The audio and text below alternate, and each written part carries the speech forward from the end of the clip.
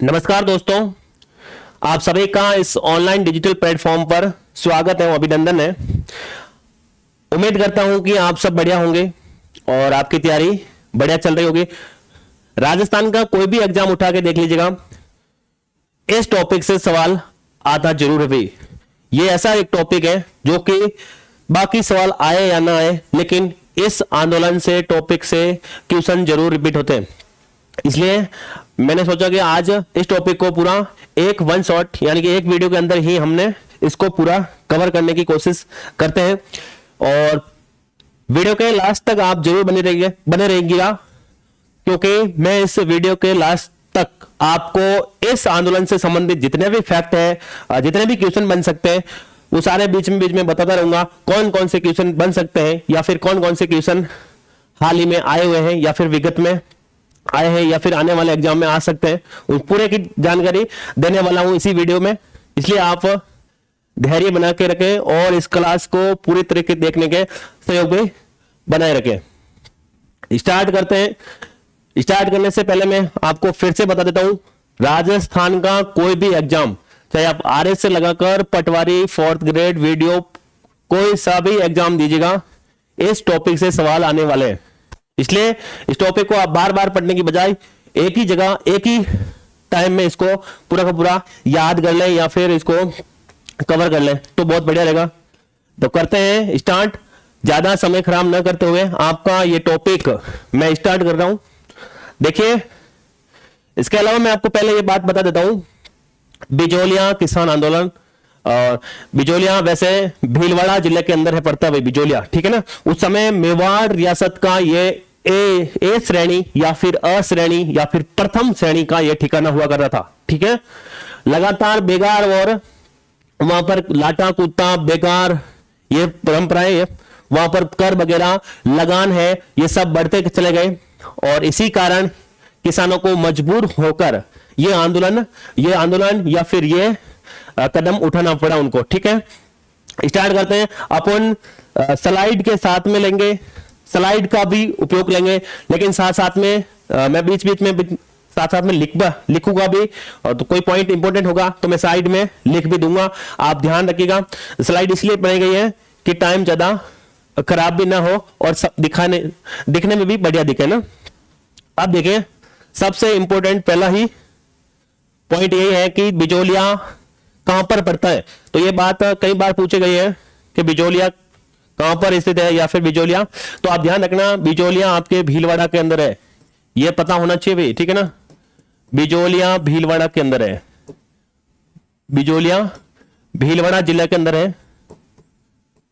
Important है भाई, जिला भी पूछ लेता है कई बार कि बिजोलिया स्थान है कहां पर, तो भीलवाड़ा के अंदर है।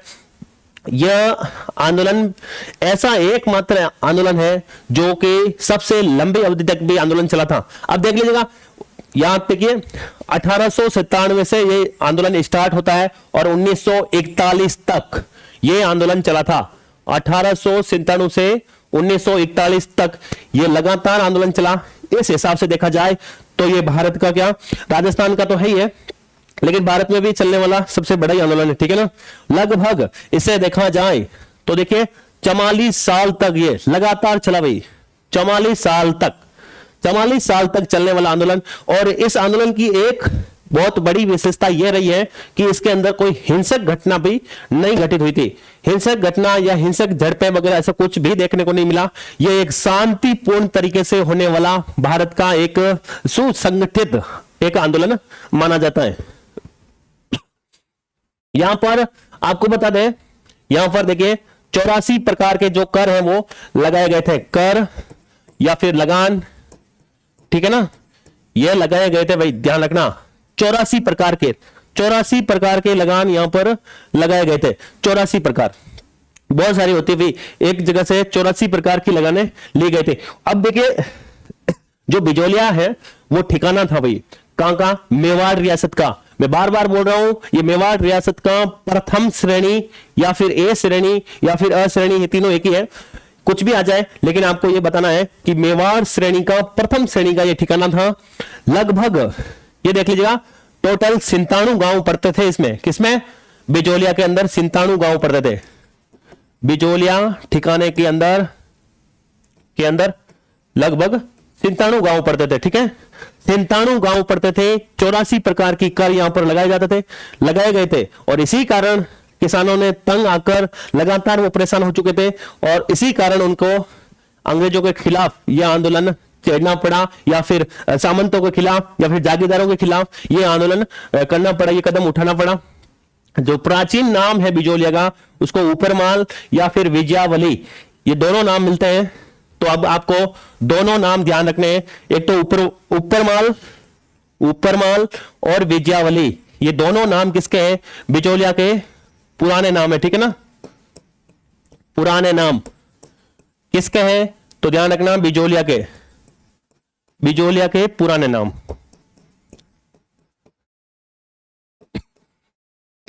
आप बने रहेगा लास्ट तक, ये टॉपिक इतना हो जाएगा कि एक भी सवाल इससे बाहर भी ले जाने की गुंजाइश नहीं रहेगी भाई, देख लेना। ठीक है ना, आप खुद बता देना कि आपको क्लास कैसी लगी। देखिए, इसका जो बिजोलिया का जो पुराना नाम था वो ऊपरमाल या विजयावली मिलता है। ये देखिए, प्रथम श्रेणी का ठिकाना था। अ श्रेणी भी आ सकता है या फिर ए श्रेणी भी आ सकता है, तीनों ही सही है, लेकिन था किसका? मेवाड़ रियासत का। ये ध्यान रखना, मेवाड़ रियासत का ये अ श्रेणी या फिर प्रथम श्रेणी का ठिकाना था। मेवाड़ का यह प्रथम श्रेणी का ठिकाना था। अब देखिए, ये कहां से आ गया था? मेवाड़ वालों के ये कैसा संबंध हो गया? तो देखिए,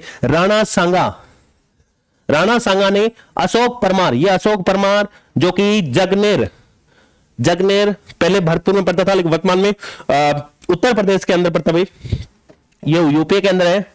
इस जगनेर का एक ये अशोक परमार था, उसने खानवा का युद्ध हुआ था बाबर और राणा सांगा के मध्य 1527 के अंदर, है ना, या डेट नहीं लिख रही है, लेकिन 1527 के अंदर जब बाबर और सांगा के मध्य जब खानवा का युद्ध होता, तो उस युद्ध के अंदर अशोक परमार जिसने राणा सांगा का साथ दिया था, और इसी के कारण ऊपरमाल की जो जागीर है वो अशोक परमार को दी गई।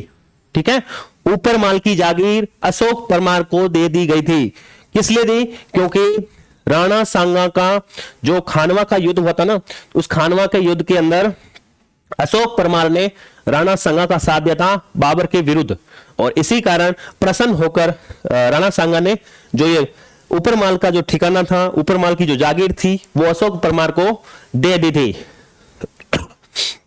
एक बार वापस से देख लीजिएगा, बिजोलिया कहां पर है? बिजोलिया भीलवाड़ा के अंदर है। मैं बार बार बोल रहा हूं, भीलवाड़ा के अंदर है, लेकिन उस समय मेवाड़ रियासत के अंदर पड़ता था। बिजोलिया के अंदर उस समय कितने गांव आते थे? 97 गांव आते थे। कितने प्रकार के कर लगाए गए थे? 84 प्रकार के कर लगाए गए थे। कितने प्रकार के? 84 प्रकार के कर लगाए गए थे। ठीक है ना, और ये कब से कब तक चला था? 1897 से 1941 तक चला। ये आंदोलन 3 चरण में चला था, ये भी इंपॉर्टेंट है। ये आंदोलन कितने चरण में चला? तो ये आंदोलन 3 चरण में चला था। ठीक है ना, कितने चरण में चला? तो 3 चरण के अंदर ये आंदोलन चला था। ठीक है, ये आंदोलन 3 चरण के अंदर चला। ये आंदोलन लगातार 44 साल तक चलने वाला आंदोलन है, और ये आंदोलन एकमात्र ऐसा आंदोलन है जिसके अंदर कोई भी ये क्या बोलते हैं, हिंसा वाली घटना देखने को नहीं मिलती है। ठीक है ना, ये भी इंपॉर्टेंट है। और जो ये अशोक परमार कहां का था? तो जगनेर का था। जगनेर भरतपुर ऑप्शन आ भी सकता है, लेकिन अभी यूपी के अंदर है, तो यूपी वाला आएगा। अगर पूछे अशोक परमार जगनेर से किसका संबंध है, तो अशोक परमार का है। अशोक परमार कौन था? तो अशोक परमार राणा सांगा के साथ में जो खानवा का युद्ध हुआ था 1527, जो बाबर और राणा सांगा के मध्य, तो उस समय बाबर के खिलाफ राणा सांगा का साथ दिया था अशोक परमार ने, और अशोक परमार को इसीलिए ये ऊपरमाल की जागीर दे दी थी।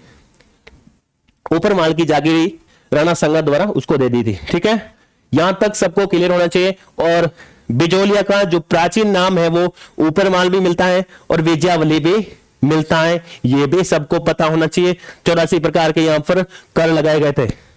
ये बेसिक चीजें पता होनी चाहिए। बिजोलिया भीलवाड़ा के अंदर है, मैं बार बार बोल रहा हूं। ठीक है ना, चलते हैं अगले स्लाइड पर।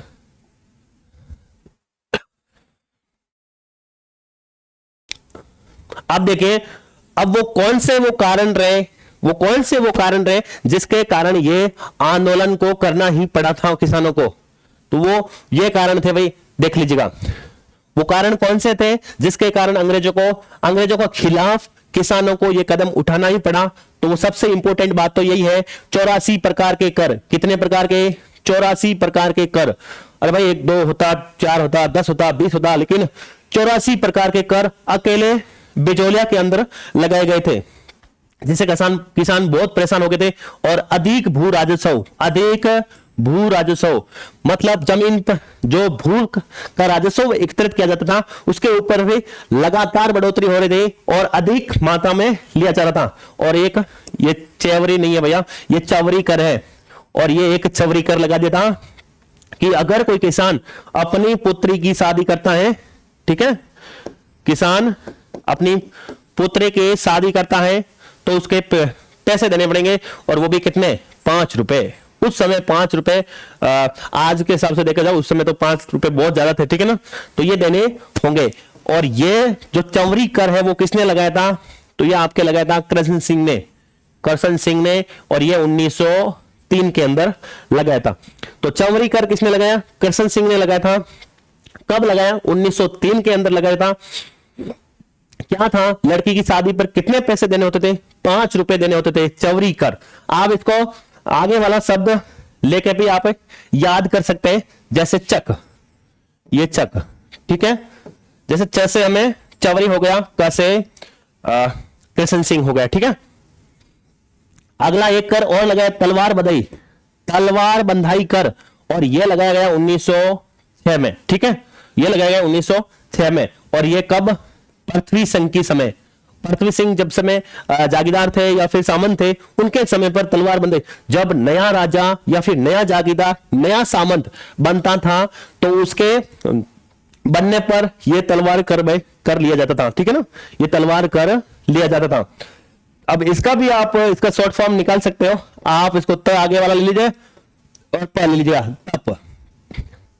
अब देख लीजिएगा, अपने अपने हिसाब से देख लीजिएगा, त से तलवार हो गया, प से पृथ्वी सिंह, च से चवरी और क से कृष्ण सिंह, ठीक है। अब देख लीजिएगा, यह शब्द छोटा है, देखिए चवरी छोटा शब्द है इसीलिए यहां पर सन भी छोटा है, तलवार शब्द बड़ा है इसलिए सन भी बड़ा है, यह भी ध्यान रख लेना। तो ये ठीक है। उसके अलावा लाटा कुंता आपने सुना होगा, जब किसान खेती करते हैं तो उसका जब फसल को लेने के बाद में उसका लाटा कूटा, एक तो पहले तो कूट दी और खड़ी फसल के ऊपर ही सीधा अनुमान लगा के बता दिया जाता था कि इतनी फसल में से इतनी फसल ये हमें दे दीजिएगा, ये तो कूटा होता था। और लाटा मतलब फसल लेने के बाद में उसको फिर बाद में अंग्रेजों को देना होता था या फिर जागीरदार को होना था देना होता था, तो वो लाटा कहलाती थी, ठीक है ना। मतलब लाटा ये है फसल निकालने के बाद साफ फसल को देना, जबकि कुंता मतलब खड़ी फसल के ऊपर आइडिया या फिर विचार लगा के उनको डायरेक्टली पहले ही बता देता कि इतनी फसल आपको दी जाएगी। उसके अलावा एक बेगार है भाई, बेगार है। बेगार में तो आप सब समझते हैं, बेगार है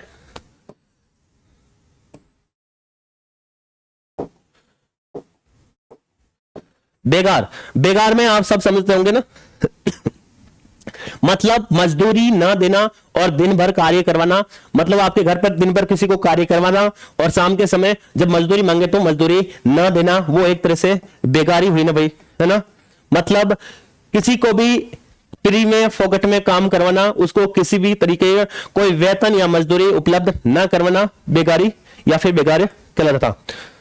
देख लीजिएगा एक बार वापस से कारण, वो कौन से कारण रहे होंगे जिसके कारण बिचौलिया के किसानों को यह कदम उठाना पड़ा कि उनको अंग्रेजों के खिलाफ ये आंदोलन को छेड़ना पड़ा या फिर आंदोलन करना ही पड़ा। अब वो कारण, एक तो सबसे इंपॉर्टेंट कारण वहां पर 84 प्रकार की लागत थी भाई। कितने प्रकार की? 84 प्रकार के लगान या फिर कर वसूले जाते थे, 84 प्रकार, ठीक है ना, ये ध्यान रखना, 84 प्रकार है। उसके अलावा वहां पर अधिक भू राजस्व की व्यवस्था थी, जमीन पर जो भू राजस्व की व्यवस्था थी वो दिन यानी कि आगे लगातार बढ़ती ही जा रही थी और जो लिया जा रहा था वो सबसे ज्यादा अधिक थी। उसके अलावा चक से आप याद रख सकते हो चवरीकर कब लगाया था? 1903 के अंदर लगाया था। अब देखिए चवरीकर किसने लगाया? तो कृष्ण सिंह ने लगाया था। क्या था चवरीकर? तो चवरीकर तो लड़की की शादी पर महाराज ये सामंत साहब या फिर जागीरदार जी को पैसे देने होते थे, ठीक है ना। अब अगला है तलवार बंदाई कर। जब नया सामंत या फिर नया जागीरदार का बनते थे तब उनको तलवार बंदाई की रस्म के रूप में या फिर कर के रूप में देना होता था, और यह कर पृथ्वी सिंह द्वारा स्टार्ट किया गया, ठीक है। और उसके अलावा आप ये भी याद रख सकते हो, चक से चवरे कसनपाल और तप से तलवार और पृथ्वी सिंह। चवरी छोटा शब्द है, सन छोटा आएगा, तलवार बड़ा शब्द है तो सन भी बड़ा आएगा। चलें आगे। मैं बोल रहा हूं ना, एक बार पढ़ने के बाद में ये टॉपिक आप भूलेंगे भी नहीं, ये पक्का है, ठीक है ना। ये मेरा देख तो लो आप एक बार। हाँ देखिए, अब इस आंदोलन की शुरुआत होने जा रही है। मैंने पहले भी बता दिया आपको इस आंदोलन की शुरुआत 3 चरणों के अंदर, मतलब टोटल या फिर इसका जो क्रम चलेगा वो 3 क्रम में चलने वाला है। मतलब ये आंदोलन 3 टुकड़ों में विभाजित है, या फिर ये आंदोलन के 3 हिस्से में चलेगा। ये आंदोलन 3 चरण में चलेगा, ठीक है। जो कोई जिसके में से पहला चरण इंपॉर्टेंट है, कई बार मिलान वाला क्वेश्चन पूछता है, वो आगे चरण का भी पूछता है अलग अलग, जो प्रथम चरण कब आया या सेकंड चरण कब आया। 1897 से लगाकर 1914 ईस्वी तक ये प्रथम चरण का कार्यकाल है भाई। 1897 से 1914 ईस्वी तक ये प्रथम चरण चला था। तो आपको ध्यान रखना 1897 से 1914 तक प्रथम चरण चला था। इस ध्यान रखना, इस आंदोलन के अंदर सबसे ज्यादा भाग लेने वाले जो जाति थी वो धाकड़ जाति के किसान थे। सबसे ज्यादा धाकड़ जाति के किसान थे भाई। इस आंदोलन के अंदर सबसे ज्यादा धाकड़ जाति के किसान थे। अब देखिए कहीं कहीं तो गिरधारी पूरा लिखा आ रहा है, कहीं गिरधरपुरा भी लिखा आ रहा है। गिरधारी पूरा तो दोनों ही सही है, आपको ऑप्शन जो मिले वो ही सही है, ठीक है। तो गिरधारीपुरा या गिरधारीपुरा क्या है ना, बहुत सारे ये मतलब अत्याचार या फिर वहां पर कर 84 प्रकार के कर लगाए गए, अत्याचार लगातार बढ़ रहा था, और धाकड़ जाति के वहां पर बिजोलिया के अंदर सबसे ज्यादा इस जाति के लोग निवास कर रहे थे। हुआ ये कि लोग तो परेशान वैसे भी थे, लेकिन एक दिन गिरधारीपुरा या गिरधरपुरा के अंदर गोविंद राम जी का मृत्यु भोज था, और उसी दिन वहां पर सब धाकड़ जाति के लोग या फिर धाकड़ जाति के किसान सभी वहां पर इकट्ठे हुए थे। और वहां से ही इन्होंने फैसला लिया कि अब सरकार के खिलाफ हमें क्या करना चाहिए, आंदोलन करना ही चाहिए। और इस आंदोलन के जो सबसे ज्यादा नेतृत्व करने वाले सबसे आगे की कड़ी में वो थे साधु सीताराम दास, है ना नेतृत्व। तो प्रथम चरण का जो नेतृत्व कर रहे थे साधु सीताराम दास जो कि प्रथम चरण का नेतृत्व करने जा रहे हैं। और यह आंदोलन की शुरुआत कहां से हो रही है, तो इस आंदोलन की शुरुआत गिरधारीपुरा या गिरधरपुरा जो कि गोविंद राम जी का वहां पर मृत्यु भोज था, वहां पर यह फैसला लिया गया, और वहां से ये इस आंदोलन का शुरुआत होती है। और इस आंदोलन का जो नेतृत्व करता था कौन था, तो ध्यान रखना साधु सीताराम दास। अब देखिए, अब हुआ यह कि जो समस्या बहुत थे, लेकिन एक बार यह भी बात थी कि वहां पर ही इन्होंने फैसला लिया कि नानजी पटेल और ठाकरी पटेल, साधु सीताराम जी ने यह कहा कि नानजी पटेल और साधु, ये क्या नाम है इसका, ठाकरी पटेल, इन दोनों को लेके ये भाई साहब साधु सीताराम जी अंग्रेजों के पास गए थे। और अंग्रेजों से पहले इनको जाना पड़ता था वहां के जागीरदार या फिर वहां पर महाराजा, तो इनको लेके गए थे यहां पर महाराणा फतेह सिंह के पास लेके गए थे। कौन, साधु सीताराम दास। ये इनके पास चले जाते हैं और इनको बोला भाई इनके जो भी समस्या थी, आप सबको पता है समस्या वो 4-5 प्रकार की थी। 84 प्रकार के कर थे, लगान थी, बेगारी थी, उसके अलावा भू राजस्व अधिक था, वो सब इनको बताई नानजी पटेल और ठाकरे पटेल ने।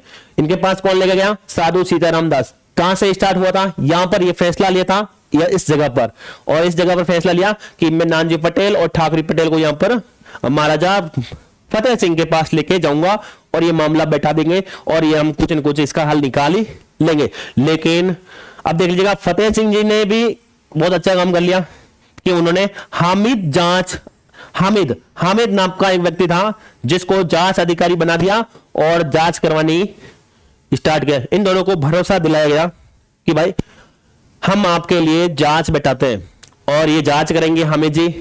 जांच में क्या रिपोर्ट आती है उस रिपोर्ट के आधार पर हम आगे कार्रवाई करने वाले। लेकिन हुआ ये, हामिद जी ने जांच की लेकिन किसान असंतुष्ट थे, इस जांच अधिकारी से कुछ भी नहीं हुआ और वो जो रिपोर्ट आई थी उससे किसान असंतुष्ट ही थे। ठीक है, यहां तक आपको ध्यान रखना। उसके अलावा इस जो प्रथम ये चरण था इसके अंदर कुछ लोग और थे जिन्होंने इस आंदोलन का नेतृत्व किया था। एक तो प्रेमचंद भील, फतेहकरण चारण और एक ब्रह्मदेव।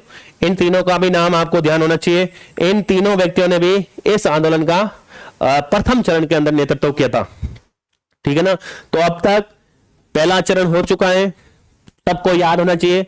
बिजोलिया कहां पर है? भीलवाड़ा के अंदर है बिजोलिया। किस रियासत का ये प्रथम श्रेणी का ठिकाना था? तो मेवाड़ रियासत का ये प्रथम श्रेणी का ठिकाना था। ठीक है, उसके अलावा बिजोलिया आंदोलन की शुरुआत कब होती है? तो 1897 से 1941 के मध्य। ये कब तक चलता है? 44 साल तक चलता है। इस आंदोलन का प्रथम चरण कब से कब स्टार्ट हुआ? 1897 से 1914 तक। और प्रथम चरण का जो नेतृत्व करता है वो कौन थे? तो साधु सीताराम दास। ठीक है, साधु सीताराम दास किन दो व्यक्तियों को लेके गए थे फतेह सिंह जी के पास? तो एक तो नानजी पटेल, एक ठाकरे पटेल। यह आंदोलन प्रथम चरण जो कहां से स्टार्ट होता? गिरधरपुरा या फिर गिरधारीपुरा गांव नामक स्थान से, वहां पर गोविंद राम नामक व्यक्ति का मृत्यु भोज था और वहां से ही इस आंदोलन की शुरुआत होती है और उनको लेके गया था। उसके अलावा प्रथम चरण के अंदर प्रेमचंद जी भील, फतेहकरण चारण, ब्रह्मदेव भी इस पहले ही चरण के अंदर शामिल थे। ठीक है ना, और इस आंदोलन के सबसे ज्यादा व्यक्ति अगर पूछा जाए किस जाति के थे तो धाकड़ जाति के थे। मैं बार बार बोल रहा हूं, यह प्रश्न पूछा गया है धाकड़ जाति का, यह भी पूछा गया। जितना भी हम पढ़ने जा रहे हैं इस क्लास के अंदर या फिर इस लेक्चर के अंदर, वो हर एक क्वेश्चन पूछा गया है जो भी पिछले एग्जाम हो रखे हैं। एक भी ऐसा नहीं है जो सवाल नहीं पूछा गया है। ठीक है ना, इसलिए हर पॉइंट इंपॉर्टेंट है, आप थोड़ा ध्यान देके पढ़े। ठीक है ना, तो यहां तक सबका कंप्लीट है ना। धाकड़ जाति, गिरधारीपुरा, गोविंद राम का मृत्यु भोज, साधु सीताराम दास ने प्रथम चरण का नेतृत्व किया। दो व्यक्ति जो नानजी पटेल और ठाकरे पटेल, दोनों याद रखना भाई। ठीक है ना, और इसको भी आप दो शब्द बना लीजिएगा तो इंपॉर्टेंट रहेगा भाई। एक तो आप बीना से याद रख सकते हैं और एक बीना, एक बीना और एक हो जाएगा आपके, कहां गया, एक तो बीना और एक बीठा। बीना और बीठा से आपको याद रखना पड़ेगा। ठीक है ना, नानजी पटेल और ठाकरे पटेल दोनों इस बिजोलिया आंदोलन से संबंधित थे। ठीक है, सॉरी। चलते हैं अगले स्लाइड के ऊपर, और अगली स्लाइड भी बहुत ही जबरदस्त होने वाली है। देखिए, बताइए ना, कमेंट करके जरूर बताइएगा आपको ये क्लास कैसी लगी। ठीक है ना, अगर इसमें कुछ और भी ऐड करना चाहते हैं तो भी आप कमेंट करके जरूर बताइएगा।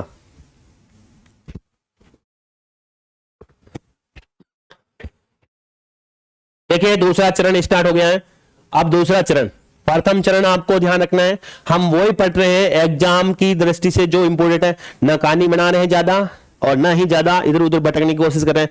जितना हो सके एकदम एग्जाम की दृष्टि से जो इंपोर्टेंट है वही पढ़ रहे हैं।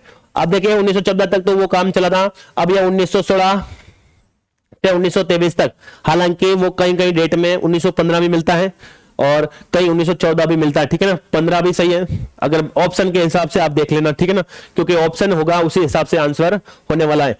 अब यह चला था 1916 से 1923 तक। ठीक है, सेकंड चरण है और इस चरण का देखिए साधु सीताराम दास ने ये, अब साधु सीताराम दास है वो, ये इसकी बागडोर है वो किसी और व्यक्ति को संभालने वाले है और वो व्यक्ति है विजय सिंह पथिक। वो विजय सिंह पथिक 1916 के अंदर इसका नेतृत्व करता। ठीक है ना, नेतृत्व करता। अब देख लीजिएगा, विजय सिंह पथिक है वो सेकंड चरण का करने वाले हैं, क्या नेतृत्व करने वाले। ये बागडोर किसने संभाले? तो साधु सीताराम दास ने। अब हुआ ये था, ये जो भूप आप देख रहे हो विजय सिंह पथिक, इनके बचपन का नाम था भूप सिंह, ये भी आप ध्यान रखना, भूप सिंह। इनका जन्म बुलंदशहर यूपी के अंदर, उत्तर प्रदेश, ठीक है।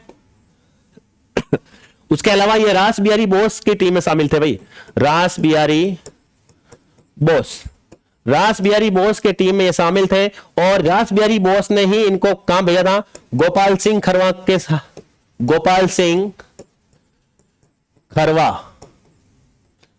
खरवा के यहां भेजा था। और आपको बता दें, और यहीं पर जो साधु सीताराम दास हैं और विजय सिंह पथिक है, उनकी पहली मुलाकात, तो इन दोनों की जो पहली मुलाकात है वो ओचड़ी नामक स्थान पर हुई थी, ठीक है ना, ओचड़ी। और ओचड़ी पड़ती है चित्तौड़गढ़ में, ठीक है, ये ध्यान होना चाहिए। तो सेकंड नंबर चरण का जो नेतृत्व करने वाले हैं वो करने वाले हैं विजय सिंह पथिक, जो कि 1916 से इस आंदोलन से जुड़ गए थे। और ये आंदोलन अब आगे लगातार इसको चलाने वाले अब विजय सिंह पथिक है भाई। और उसके अलावा आपको बता दें, विजय सिंह पथिक है जिसका मूल नाम भूप सिंह था, इनका जन्म उत्तर प्रदेश के बुलंदशहर के अंदर इनका जन्म होता है। और ये रास बिहारी बोस की टीम से ही थे, उनके साथ रहते थे। लेकिन रास बिहारी बोस के कहने पर ही ये गोपाल सिंह खरवा से मिलते हैं राजस्थान में। और फिर जाके साधु सीताराम दास और विजय सिंह पथिक की मुलाकात ओचड़ी नामक स्थान, जो कि चित्तौड़गढ़ के अंदर होती है, और वहीं से इनको बुलाया जाता है। इन्होंने निवेदन किया और फिर ये इस आंदोलन से जुड़ गए। अब देखिए, विजय सिंह पथिक द्वारा ही ऊपरमाल पंच बोर्ड की स्थापना की गई। और ये कब की गई, 1917 के अंदर। इसकी स्थापना कौन कर रहा है, विजय सिंह पथिक कर रहा है, ध्यान रखना, विजय सिंह पथिक विजय सिंह पथिक कर रहा है, वो भी 1917 के अंदर। ध्यान रखना, कई बार ऑप्शन में हरियाली अमावस भी आ सकता है, तो हरियाली अमावस के दिन ऊपर माल पंच बोर्ड की स्थापना 1917 के अंदर की। इसके संस्थापक कौन थे, ये रहा विजय सिंह पथिक, इसके संस्थापक, इन्होंने बनाई है, उनका संस्थापक विजय सिंह पथिक है। और उसके अलावा देखिए, यह स्थान कहां पर की थी, बैरीसाल नामक स्थान पर इसकी स्थापना की थी। और उसके पहले अध्यक्ष कौन थे, मन्ना पटेल इसके पहले अध्यक्ष थे। अब देखिए, जो इंपॉर्टेंट है वो मैं वापस से बता रहा हूं एक बार। ऊपरमाल पंच बोर्ड की स्थापना 1917 के अंदर की थी। यह स्थापना विजय सिंह पथिक ने की थी, इसके संस्थापक ही विजय सिंह पथिक है, ठीक है। उसके अलावा जो स्थान था जहां पर इसकी स्थापना हुई थी वो बैरीसाल नामक स्थान था। और इसके पहले अध्यक्ष मन्ना पटेल को बनाया गया। आपको बता दें, यही संस्था है वो जो आगे जाके नवीन, केसरी और तरुण, ठीक है ना, इसी नाम से ये क्या निकालने वाली है, अखबार निकलने वाली है। ये तीनों अखबार भी इसी संस्था ने निकाले हैं। और इनका मैं आपको बता दूं, ये है भाई, ठीक है ना, कनत, ये इसके करम है, करम ये है भाई, ठीक है ना, ये आगे पीछे लिख रखा है, लेकिन करम ये है, क से केसरी, फिर आई नवीन और फिर है तरुण, ये इनका क्रम है। कई बार क्रम भी पूछा गया है, इसलिए आपको ये क्रम भी ध्यान रखना है। तो भाई ये हो गया अपना दूसरा चरण कंप्लीट। वापस से बता रहा हूं, दूसरा चरण जो कि कब से स्टार्ट हो रहा है, 1916 से स्टार्ट हो रहा है और 1923 तक जा रहा है, ठीक है। इस दूसरे चरण के जो नेतृत्व करता है वो कौन है, विजय सिंह पथिक। विजय सिंह पथिक को किसने बुलाया, साधु सीताराम दास ने। साधु सीताराम दास और विजय सिंह पथिक कहां पर मिले थे, ओचड़ी नामक स्थान पर मिला। ये प्रश्न पूछा गया है, ठीक है ना, और ये प्रश्न कई बार रिपीट भी हो रखा है। तो ओचड़ी नामक स्थान कहां पर है, चित्तौड़गढ़ में है। उसके अलावा विजय सिंह पथिक का मूल नाम भूप सिंह, ठीक है। ये बुलंदशहर उत्तर प्रदेश से थे, रास बिहारी बोस की टीम से थे।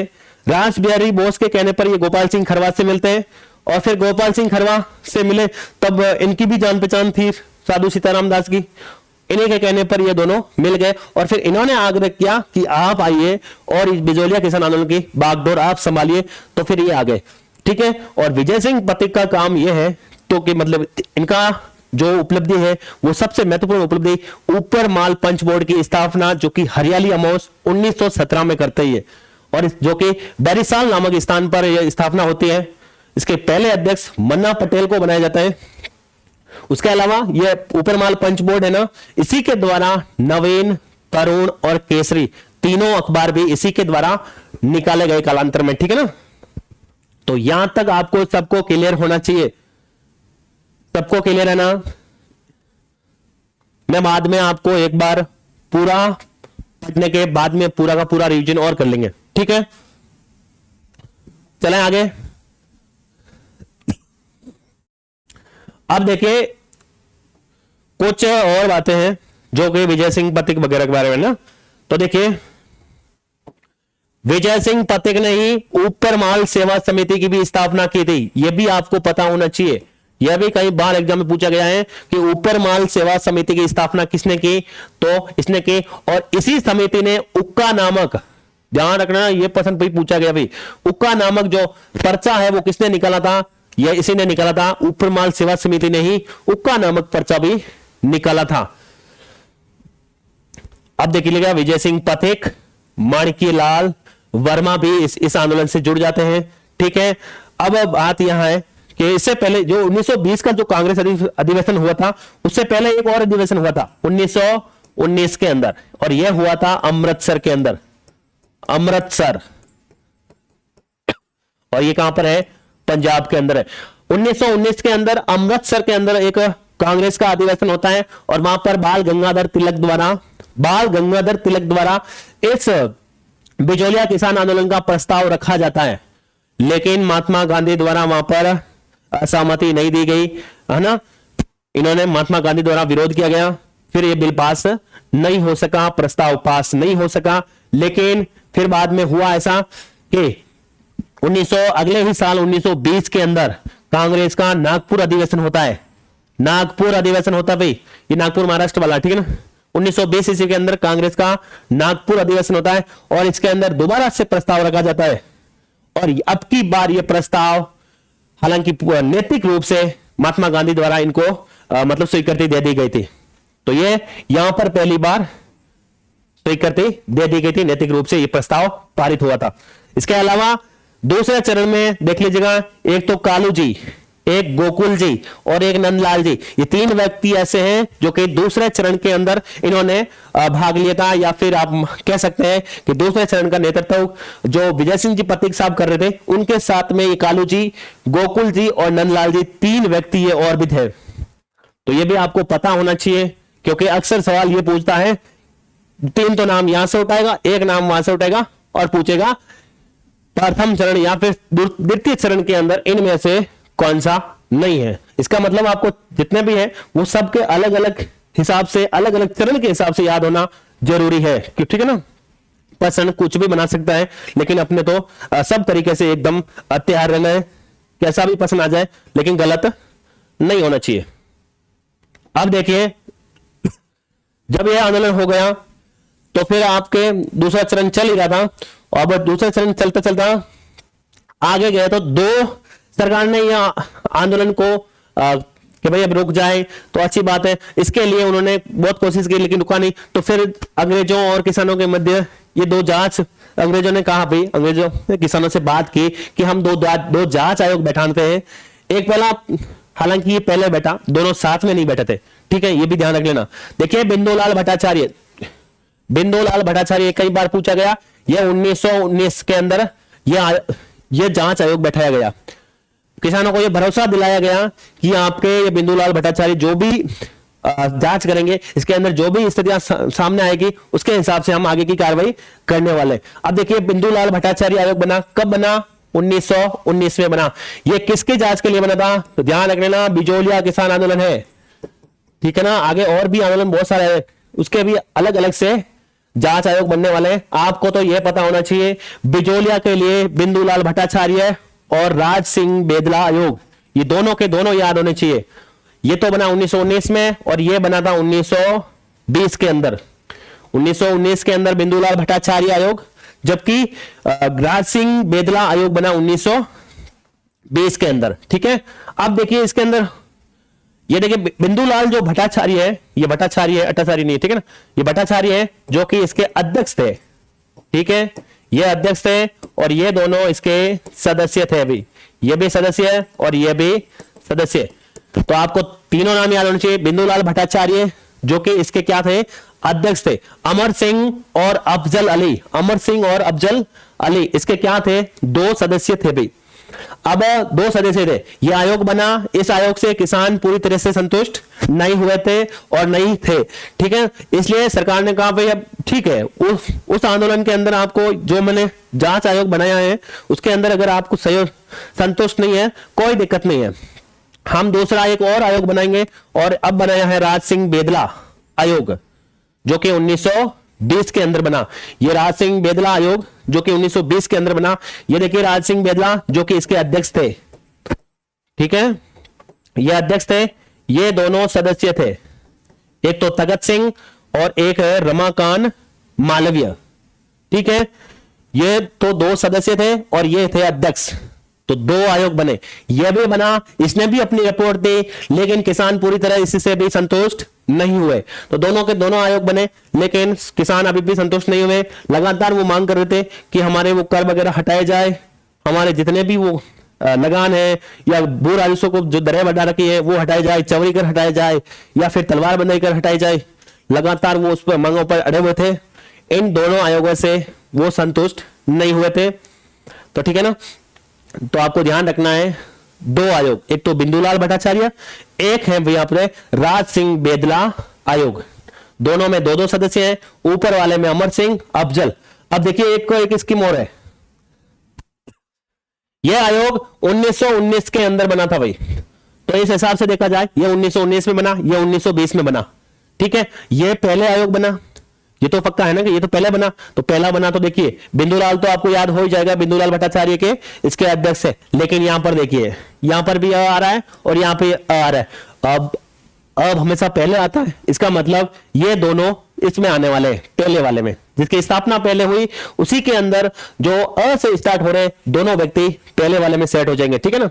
अब दूसरे वाले में तो तगत सिंह और रमाकांत मालवीय ये दोनों बाद में आते हैं, क्योंकि सवर पहले आते हैं, व्यंजन बाद में आते हैं, तो व्यंजन वाले बाद में रख लेंगे और सवर वाले पहले रख लेंगे, तो याद करने में आसानी हो जाएगी। बिंदुलाल भट्टाचार्य के अंदर एक तो अमर सिंह, एक अफजल अली और इसमें एक तगत सिंह और एक रमाकांत मालवीय, ये याद होना चाहिए। कई बार वो पूछता है भाई कि बिंदुलाल भट्टाचार्य के इनमें से कौन से सदस्य थे या नहीं थे, इसलिए आपको ये पता होना चाहिए। चलिए अगला, जब ये जांच आयोग बैठाया गया, जांच आयोग की जो रिपोर्ट आई उससे भी किसान जब संतुष्ट नहीं हुए, तो सरकार और किसान यानी कि अंग्रेज और किसानों के मध्य एक समझौता किया गया। और यह समझौता 1922 के अंदर, कब किया गया, 1922 के अंदर किया गया। और यह सबसे ज्यादा इसमें भूमिका रॉबर्ट हॉलैंड की थी भाई, मुख्य भूमिका, ठीक है ना, मुख्य भूमिका इसी व्यक्ति के द्वारा यह समझौता को अमली जामा पहनाया गया था। यह समझौता हुआ कब था, 1922 के अंदर हुआ था। किन किन के मध्य हुआ, एक अंग्रेज और एक किसानों के मध्य हुआ था। अब इधर वाले देख लीजिएगा, ये अंग्रेज जो अधिकारी थे आजलवे, रॉबर्ट हॉलैंड, उसके अलावा आजलवे ये इसके प्रमुख मुख्य तौर पर यही भूमिका निभा रहे थे। उसके अलावा आजलवे, विल्किंस, प्रभाष चंद्र चटर्जी, बिहारी लाल और सीमा शुक्ला। उसके अलावा जो किसानों की ओर से था उसमें मोतीराम, नारायण पटेल, राम नारायण चौधरी और माणिकी लाल वर्मा। ये नाम आपको ध्यान रखना भाई, क्योंकि 2 आयोग बैठा चुके थे, जांच आयोग, उसमें अंग्रेजों और किसानों के मध्य कोई ऐसी सहमति नहीं बनी थी। इसलिए उन्होंने, अब अंग्रेज मान गए कि भाई कहां पे 1922 के अंदर हम समझौता कर रहे हैं। अब समझौते की बातें अगली स्लाइड में दे रखी है कि कुछ कर भी घटा देंगे, तो इसलिए इन्होंने समझौते पर हां कर ली। और यह समझौता 1922 के अंदर होता है। किसके सहयोग से, रॉबर्ट हॉलैंड के सहयोग से। मुख्य भूमिका में यही थे, और आजलवे, विल्किंस, प्रभाष चंद्र चटर्जी, बिहारी लाल और सीमा शुक्ला। उसके अलावा किसानों की ओर से मोतीराम, नारायण पटेल, राम नारायण चौधरी और माणिकी लाल वर्मा, इनकी महत्वपूर्ण भूमिका रही। और ये 1922 के अंदर ये समझौता कर लिया गया। और इसमें बातें भी बताई गई थी कि हम कर कम कर लेंगे, लगानों को कम कर लेंगे, बेगार प्रथा को हटा देंगे, ऐसी कई बातें बताई गई थी। लेकिन अब देखिए, कर लगान अब सिर्फ 15 रह गए थे जो समझौते के बाद में। अब ये देखिए, जो समझौता हुआ था उस समझौते के बाद में ये लगान 15 रह गए थे। 84 में से 35 क्या थे? 84 में से 35 वो जो कर थे 84 प्रकार के, उनमें से 35 हटाने को बोला। अब 49 कर बचे थे, ठीक है। यहां पर लगान 15 बच गए थे और 36 कर भी थे भाई। 36 कर थे, 84 कर में से 49 रह गए, लगान 15 बच गई। लेकिन पृथ्वी सिंह के बाद में जो शासक बना था, पृथ्वी सिंह के बाद में जो शासक बना था जिसका नाम था केसरी सिंह, और केसरी सिंह ने यह समझौता कह दिया कि भाई हम लागू नहीं करेंगे, यह समझौता हम लागू नहीं करने वाले। क्योंकि अगर यह समझौता लागू कर दिया तो हमारे जो सामंती एरिया है, जो हमारा जो राज्य के अंदर जो क्षेत्र पड़ता है, जो हमारा भूभाग है, उसके अंदर इनकम कम होगी, और इनकम कम होगी तो हम आगे अंग्रेजों को कैसे देंगे। इस कारण कुछ कारण बता के और उन्होंने कह दिया भाई हाँ यह समझौता हम लागू नहीं करने वाले। तो समझौता लागू किसने नहीं किया? केसरी सिंह ने। केसरी सिंह किसके बाद में बने थे? पृथ्वी सिंह, ठीक है ना। तो ये ध्यान रखना। उसके अलावा ये बोल्शेविक क्रांति, हालांकि ये तो रूस के अंदर हुई थी, जो उस समय यूएसएसआर, ठीक है। तो उस क्रांति के से ये आंदोलन का ऊपर कुछ महीने तक इस आंदोलन के ऊपर प्रभाव रहा है। इस क्रांति से भी यह आंदोलन प्रभावित हुआ था। इसीलिए कई बार एग्जाम में पूछा गया है कि बोल्शेविक क्रांति से वो कौन सा आंदोलन है, वो कौन सा किसान आंदोलन है जो कि बोल्शेविक क्रांति से प्रभावित हुआ है, ठीक है ना। तो आपको ये ध्यान रखना है, ये बातें हुई थी। हालांकि इसके अलावा भी कुछ बहुत सारे बोले थे कि बेगार हटा देंगे, लाग बता, लाता कूदता सब कुछ कम कर देंगे, लेकिन ऐसा कुछ हुआ नहीं। ये बातें तो आंकड़ों में थी, मतलब 35 कर 84 में से 35 कम कर देंगे तो 49 रह जाएंगी, लगान 15 तो वैसे भी बच गए थे, और ये कर भी बच गए थे 36। तो ये ऐसा कुछ हुआ नहीं। केसरी सिंह ने स्पष्ट मना कर दिया कि ये समझौता ही हम लागू नहीं करने वाले, ठीक है। यहां तक तो सबको क्लियर होना चाहिए। अब ये सब कुछ बातें नहीं बन पाई तो फिर आगे तीसरे चरण की भी शुरुआत हो गई। अब देखिए जो तीसरा चरण है वो तीसरा चरण है वो देखिए, तीसरा चरण की शुरुआत 1923 से लगाकर 1941 के मध्य चलता हुई, ये लास्ट अंतिम चरण है वो 1923 से 1941 ईस्वी तक चलने वाला। अब इस जो सम्मेलन है वो तृतीय सम्मेलन है, उस तृतीय चरण है, या फिर सम्मेलन नहीं सॉरी, ये तृतीय चरण है। इसकी जो नेतृत्व करता है वो कौन होने वाले? तो भाई महात्मा गांधी जी द्वारा जमनालाल को भेजा गया यहां पर कि भाई अब बातें बनी नहीं, अंग्रेज और किसानों के मध्य जब समझौता नहीं हुआ तो महात्मा गांधी जी ने जमनालाल बजाज को भेजा था। भाई पहले महात्मा गांधी जी ने भेजा किसको? जमनालाल बजाज को भेजा था, जमनालाल बजाज को भेजा था। और जमनालाल बजाज ने यह कर दिया, जमनालाल बजाज ने भेज दिया और हरिभाऊ उपाध्याय इनको नेता घोषित कर दिया था, ठीक है ना। ये ऐसा क्रम चला था। महात्मा गांधी जी ने तो जमनालाल बजाज को भेजा था कि आप जाइए राजस्थान के अंदर जो बिजोलिया आंदोलन चल रहा है उसका नेतृत्व तो आप करेंगे अब आगे। लेकिन जमनालाल बजाज ने कहा भाई नहीं, मैं नहीं करूंगा। अब इस आंदोलन का जो नेता होगा या फिर नेतृत्व करता होगा वो हरिभाऊ उपाध्याय होगा। मतलब आते ही उनका नाम घोषित कर दिया कि मतलब आज से या फिर 1923 से अब इनके नेता कौन होने वाले? हरिभाऊ उपाध्याय होने वाले। इसके साथ में हालांकि उनका भी सहयोग था, जो पहले से काम कर रहे थे साधु सीताराम दास है, बूब सिंह है, उनका भी सहयोग बना रहा था, ठीक है ना। ये लगातार आंदोलन चलता रहा। फिर आखिर 1941 तक आपको बता दें, बीच में 1927 के अंदर कुछ मतभेद हो गए थे। इस कारण भूप सिंह इस आंदोलन को छोड़ के चले गए थे। माणिक्यलाल वर्मा या फिर इनके मध्य कुछ अनबन या फिर कुछ मतभेद उत्पन्न हो गए थे। तो 1927 के अंदर भूप सिंह ने इस आंदोलन से अपने को अलग कर दिया था, ठीक है। तो देखिए 1941 हरिभाऊ तीसरा चरण का देख रहे हैं। हरिभाऊ 1941 के अंदर अब ये आंदोलन लगातार चलता रहा और 1941 के अंदर आखिर जाके ये आंदोलन और अंग्रेजों और ये देखिए वीर राजू, ये उदयपुर के थे भाई, उदयपुर के वीर राघवाचार्य और राजस्व मंत्री थे मोहन सिंह मेहता, इनके मध्य समझौता होता है। 17 लाख बाघ को समाप्त कर दिया गया था, ठीक है ना। इनके मध्य 1941 के अंदर यह समझौता होता है, ठीक है। और आखिर यह समझौता हुआ और इसी समझौते के बाद में फिर इस आंदोलन को समाप्त कर दिया गया था, ठीक है। तो यहां तक आप सबको क्लियर होना चाहिए, यहां तक आप सबको क्लियर होना चाहिए। आंदोलन के 3 चरण, एक बार हम आगे वाली स्लाइड देख लेते हैं, फिर बाद में पूरा का पूरा वापस से रिवीजन कर लेते हैं। हाँ, एक ही स्लाइड बची है अब, ठीक है ना। अब देखिए इसके अंदर कुछ समाचार पत्रों का भी योगदान रहा था, ठीक है ना। समाचार, अरे समाचार लिख दिया, समाचार पत्र, इनका भी योगदान था। उनमें से एक तो था मराठा, ये बाल गंगाधर तिलक का था भाई, बाल गंगाधर तिलक, गंगाधर तिलक का था। इन्होंने भी इस आंदोलन के बारे में छापा था, पत्र छापा था। उन्होंने इसके अंदर कुछ बातें लिखी थी, इस आंदोलन को उजागर किया, पूरे देश के सामने लेके आए, है ना। और यह सबसे इंपॉर्टेंट है, कई बार पूछा गया, गणेश शंकर विद्यार्थी, जिसका अखबार का नाम था प्रताप, और यह कानपुर से प्रकाशित होता था, कानपुर यूपी से प्रकाशित होता था, ठीक है ना। यह कई बार एग्जाम में पूछा गया है भाई, इसलिए यह तो ध्यान रखना भाई, प्रकाशित हुआ था, ठीक है ना। तो ये प्रताप अखबार के अंदर वो कौन सा अखबार है जिसके कारण बिजोलिया आंदोलन पूरे देश के अंदर फैला, एक तो मराठा और एक है प्रताप। प्रताप सबसे इंपॉर्टेंट है, प्रताप ने तो पूरे भारत के अंदर फैला दिया था इस आंदोलन को, ठीक है। अब देखिए राजस्थान सेवा संघ, राजस्थान सेवा संघ की भी स्थापना किसने की, विजय सिंह पथिक ने की थी। उसके अलावा राजपूताना मध्य भारत सभा, जिसकी स्थापना किसने की थी, जमना लाल बजाज। ये दो फैक्ट है, ये भी आपको ध्यान रखने।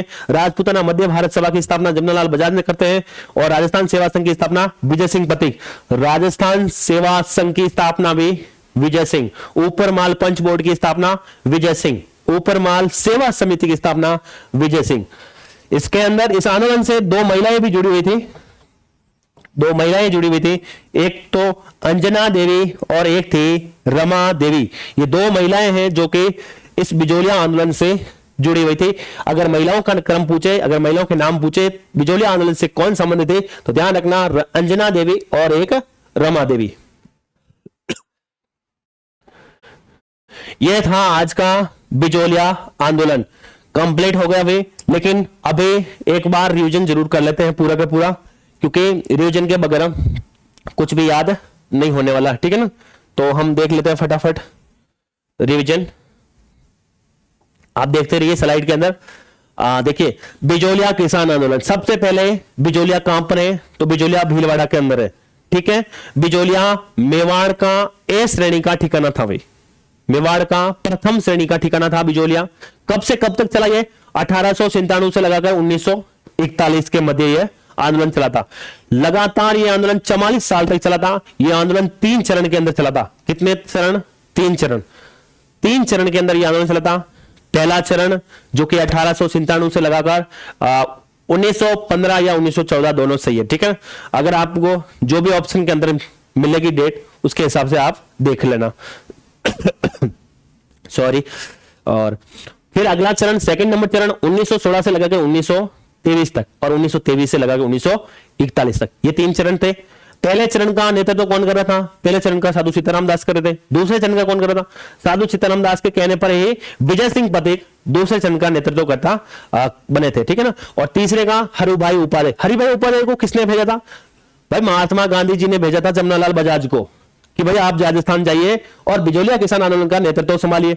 लेकिन जमनालाल बजाज ने कहा मैं नहीं संभालूंगा, आपके इस बिजोलिया किसान आंदोलन का जो नेतृत्व करता होंगे वो हरिभाई उपाध्याय होंगे। हरिभाई उपाध्याय ही उसके नेता चुन लिए गए थे।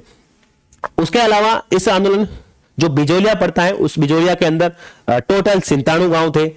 44 साल तक ये लगातार चला। ये एकमात्र ऐसा आंदोलन है जो कि हिंसा का शिकार नहीं हुआ, अहिंसा के तौर पर चल रहा था। ये एक भी ऐसी घटना नहीं घटी जिसके कारण बताई जा सके कि ये हिंसा यहां पर हुई, और अगर हिंसा का शिकार हो जाते तो ये आंदोलन इतना मतलब चल ही नहीं सकता था, ठीक है। इस आंदोलन का प्रथम श्रेणी।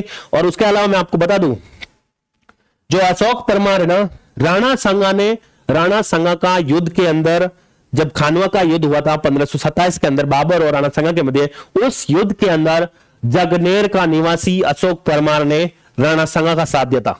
और इसी के कारण जो ये बिजोलिया है, वो बिजोलिया की जागीर है, वो किसको दे दी गई? अशोक परमार को दे दी गई थी। ठीक है, उसके अलावा जो बिजोलिया है उसका प्राचीन नाम विजयावली या फिर ऊपरमाल के नाम से जानते हैं। 84 प्रकार के यहां पर कर थे भाई। आखिर क्यों किया था? क्योंकि 84 प्रकार के कर थे। भू राजस्व अधिक था, बेगार थी, लाटा कुंता जैसी व्यवस्थाएं थी, और तलवार बंदाई कर और चवरी कर। चवरी कर मैंने आपसे अभी बताया था, चक से आप याद रख सकते हो, च से चवरी और क से कृष्ण सिंह। छोटा शब्द है चवरी, इसका मतलब 1903 आएगा। क्या करना होगा?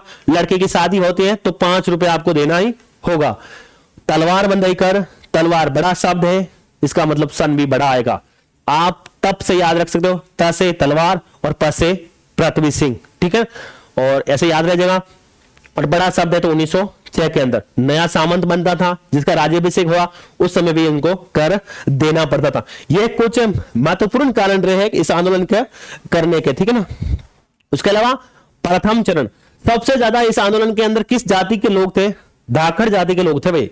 और इस आंदोलन के अंदर धाकड़ जाति के लोग थे।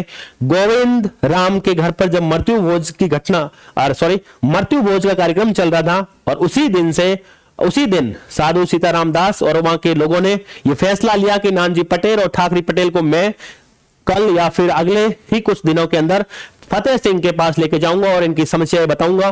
किसानों की जो समस्याएं सामने आ रही है वो सब अपने फतेह सिंह महाराजा के सामने रखी जाएगी। फतेह सिंह जी ने भरोसा दिलाया, और हामिद जो कि जांच अधिकारी को बैठा दिया गया था, और ये हामिद जांच करने के बाद में जांच की जो रिपोर्ट आई उससे किसान बिल्कुल असंतुष्ट थे, संतुष्ट नहीं हुए। अब आपको बता दें, इस प्रथम चरण के अंदर जो व्यक्ति और भी शामिल थे, प्रेमचंद जी भील थे, फतेहकरण चारण और ब्रह्मदेव। प्रेमचंद जी भील, फतेहकरण और ब्रह्मदेव, ये तीनों नाम याद रखना भाई। ठीक है ना। अगर इस स्लाइड से सबसे इंपॉर्टेंट पर्सन यही बन सकता है, प्रेमचंद भील, फतेहकरण चारण, ब्रह्मदेव, तब बनाएगा तो इसी में से आएगा। ठीक है ना।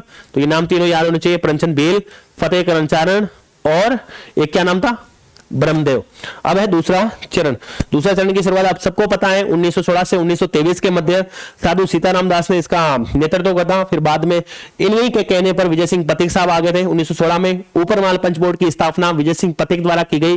कहां पर की गई? बैरिसाल नामक स्थान पर की गई थी। इसका पहला अध्यक्ष मन्ना पटेल को बनाया गया था।